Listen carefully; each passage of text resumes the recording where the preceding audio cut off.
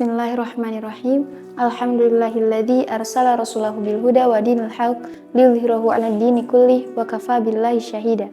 Asyhadu an la ilaha illallah wa asyhadu anna Muhammadan abduhu wa rasuluh alladzi la nabiyya wa la rasula ba'da amma ba'd. Segala puji bagi Allah yang telah memberikan kita begitu banyak nikmat sehingga kita dapat bertemu dengan bulan yang begitu mulia ini, bulan Ramadan. Salawat serta salam tak lupa mari kita curah limpahkan kepada Nabi yang paling mulia, Nabi Muhammad Sallallahu Alaihi Wasallam. Teman-teman, sebagaimana yang telah kita ketahui, kondisi keagamaan bangsa Arab pada masa jahiliyah sudah begitu menyimpang. Sebenarnya, mayoritas bangsa Arab pada zaman itu mengikuti ajarannya Nabi Ibrahim alaihi salam. Mereka menyembah Allah, mengesahkannya, dan memeluk agamanya. Sampai datang kepada mereka seseorang bernama Amr bin Luhai yang membawa berhala Hubal dan menempatkannya di dalam Ka'bah. Sejak saat itu, kemusyrikan merebak kemana-mana. Mereka mulai membuat banyak berhala. Mereka menempatkannya di sekitar Ka'bah dan di dalam rumah. Memang, mereka masih mengikuti sisa-sisa ajaran Nabi Ibrahim alaihi salam. Mereka masih wukuf di Arafah, wukuf di Muzdalifah, bahkan tawaf mengelilingi Ka'bah.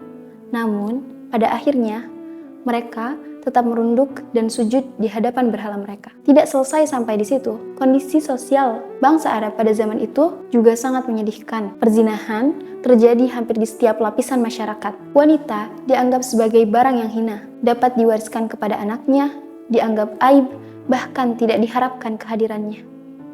Anak laki-laki pun tak luput jadi korban. Mereka dibunuh hanya karena takut miskin dan lapar. Peperangan seringkali terjadi hanya karena persaingan dalam masalah kehormatan dan perebutan kekuasaan. Kondisi sosial mereka bisa dikatakan lemah dan buta. Kebodohan mewarnai segala aspek kehidupan. Khufarat tak bisa dilepaskan.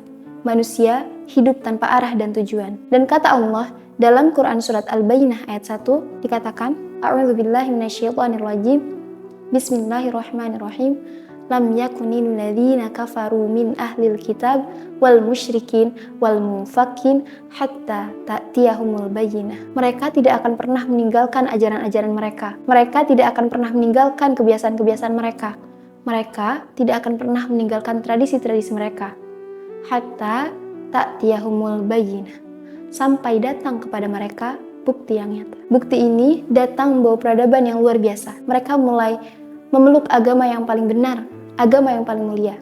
Ajarannya begitu sempurna. Bukti ini membawa mereka kepada puncak kejayaannya. Mereka pernah menguasai hampir 2/3 dunia. Dalam satu sistem pemerintahan, satu pimpinan, satu komando, mereka menguasai hampir di segala bidang.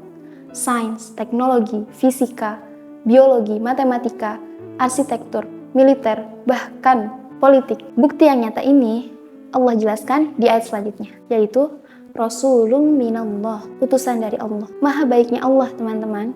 Allah tidak hanya menurunkan perintah dan larangan saja kepada kita, tapi Allah mengutus langsung seseorang yang paling mulia untuk menjadikan contoh bagi kita. Allah mengutus manusia yang bahkan belajar langsung dari malaikat yang paling mulia, yakni Rasulullah SAW. Allah menunjuk beliau sebagai pemandu jalan umat agar tidak tersesat. Dan sang pemandu ini tentu tidak datang dengan tangan kosong, melainkan yatslu suhufan mutahharah. Pemandu ini membawa dan membacakan lembaran-lembaran yang suci. Lembaran-lembaran yang kelak akan menjadi buku panduan kita dalam menjalani hidup ini. Ya, Al-Quran. Al-Quran merupakan kitab yang berisikan alamat-alamat serta petunjuk menuju destinasi akhir yang paling kita impikan. Al-Quran merupakan guidance bagi hidup kita dari awal sampai akhirnya. Mencangkut masalah yang paling umum sampai private sekalipun. Dari dulu sampai kapanpun. Al-Quran merupakan mukjizat yang paling besar.